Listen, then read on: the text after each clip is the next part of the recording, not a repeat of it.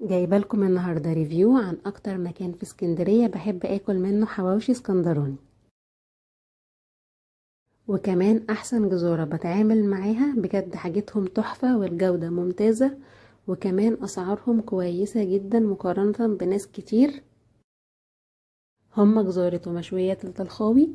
بجد كل حاجه عندهم حلوه جدا، سواء اللحوم او الحواوشي او المشويات. الجوده عندهم ممتازه، ودايما بيعملوا عروض وبتبقى الاسعار وقتها حلوة جدا. وبالمناسبة هم عاملين الفترة دي كمان عروض جبارة. وكمان مش هنسى جمال السلطات اللي بيبعتوها مع الاوردر لما تطلبوه. بجد طعمها كلها تحفة. تعالوا اوريكم بقى جمال الحواوشي. ده حواوشي لحمة، طعمه حلو جدا جدا، واللحمة لونها وريحتها تحفة. وشكل الحواوشي كمان جميل جدا من بره، والعجينة بتاعته بجد كانت تحفة ومستوية حلو جدا.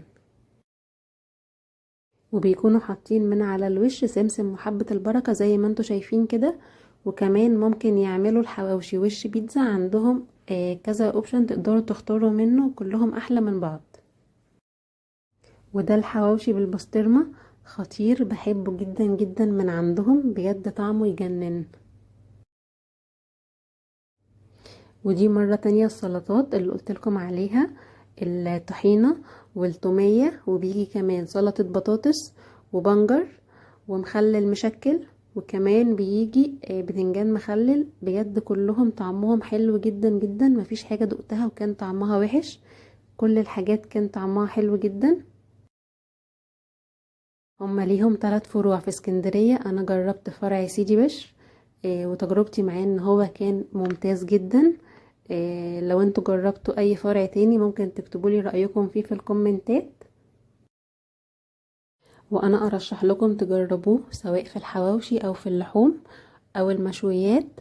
انا متأكدة انه هيعجبكم جدا، لان هم حقيقي فعلا ممتازين. وكمان التعامل بتاعهم كويس جدا.